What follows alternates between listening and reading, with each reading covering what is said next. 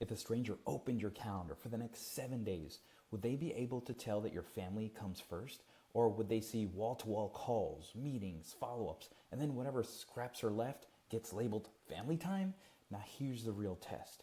When work pressure hits, what gets protected first? Because the calendar doesn't lie. And today, I'm going to give you one install that changes the game, the family window install. Not a nice idea, but as a rule that your business has to respect. Now, this is not about working less. It's about protecting what matters without your business punishing you for it, because you can always work more.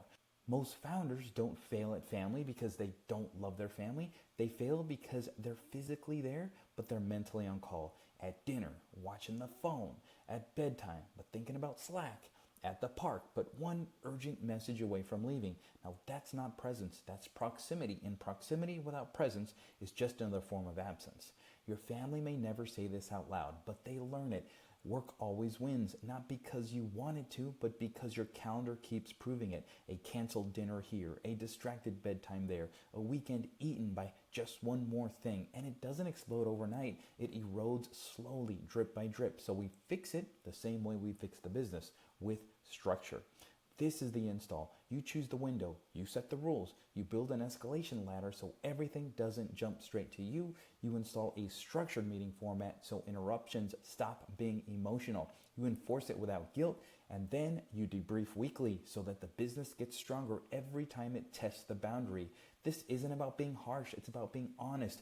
Because if the business needs unlimited access to you, you don't own a business, you own a responsibility that never ends. Step 1, choose your windows. Not vague goals like more family time, literal calendar blocks with a start and an end time. And I recommend 2 windows to start. One daily window, one weekly window. Daily is usually dinner to bedtime. Weekly is usually a half day that actually restores you. Now here's the key. If you try to protect everything, you'll protect nothing. Start with the window that changes the emotional climate of your home the fastest. Now, the rule, family windows go in first, not after, not when things calm down, not when you earn it, first, because family time is leftover and it always gets eaten by the urgent, okay? So this becomes a leadership decision. Time is protected, everything else fits around it. So step 2, rules. Most founders fail because they leave the door cracked. They say, try not to book me then, or unless it's urgent.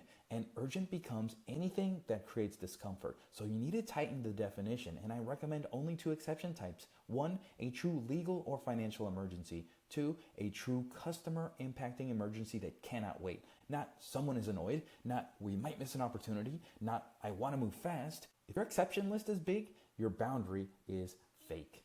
This step is the secret. Most founders have a broken ladder. Everything escalates straight to them. So your install levels. Level 1, the owner handles it. Level 2, the second in command decides. Level 3, it comes to you only if it meets the emergency definition. This is how autonomy is born, because the business learns to solve problems without borrowing your nervous system.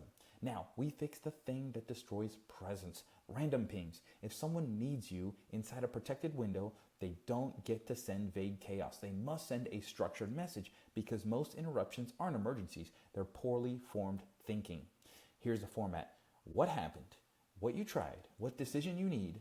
By when? Why it matters? This forces clarity, and clarity reduces escalation. It also protects you from being emotionally dragged into half-baked problems.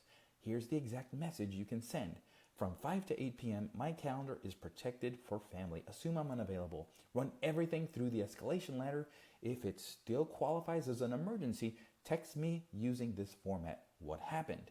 What did you try? What decisions you need? By when? And why it matters. One message, one rule, a different life, if you enforce it. Step 4, communicate it once. One clean announcement, because the moment you renegotiate it every week, you teach people it's optional. This isn't you asking for permission to be a father. This is you designing an operating system so that the company can win without eating you alive. Step 5, enforce it without guilt. The first week feels uncomfortable because the business is used to the unlimited access. It will test you. You'll get a message right at the boundary and you'll feel the pull to just handle it. But every time you break the window, you retrain the system that the window is fake. Consistency is what teaches the business how to behave. Not anger, not speeches, consistency. This is the most dangerous sentence in a founder's mind. It'll only take a second because it never takes a second. It takes your attention, it takes your presence, it takes your nervous system, and your family feels the difference instantly. So your job is not to become faster at interruptions. Your job is to build a life that doesn't require them.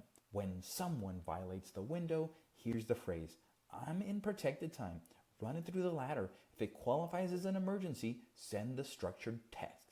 Then stop. No explanation, no apology. Apologies communicate wrongdoing. You're not doing something wrong. You're doing something mature. This works because it forces the business to grow up. Owners decide instead of to defer. Second in command leadership activates the team's thinking before escalating, and you stop being the emergency solution. Most founders say that they want freedom, but they keep a calendar that makes the freedom impossible. This install makes freedom possible. Here's what most people skip: the debrief. Once per week, look at every time window that gets violated and ask, did it meet the emergency definition? And if not, why did it escalate? Was the ladder unclear? Was an owner missing? Was the definition of done missing? Was a rule missing? Then fix the root cause. Founders who buy back time don't avoid problems, they convert problems into systems. And anytime you get pulled in, ask this one question: what would make sure that I never get pulled into this again? That question turns pain into process. It trains the business to become self-correcting, and a self-correcting business is the only kind that gives you your life back. Let me save you from this common mistake. Vague windows, no start and end, too many exceptions, no ladder, no structured message format, caving just this once every week, skipping the debrief. Avoid those, and this works fast. So here's your 7-day rollout. Day 1, pick the windows. Day 2, write the rules. Day 3, build the ladder. Day 4, send the message. Day 5, enforce it. Day 6, track violations. Day 7, debrief and improve. Don't wait for perfect conditions. Your family can't wait for perfect conditions. If you want the clean download, I put this inside the free 3-step guide. Go to buybacktimeformula.com/3 steps and grab it. The link is also in the description below. And if you want help installing these systems with your real team and your real constraints, that is what I do with founders privately. But either way, protect the windows, because you can rebuild revenue, but you cannot rebuild the moments your kids need you there. In the next video, I'll show you the next install, how to remove yourself as the bottleneck without losing quality or control. I'll see you there.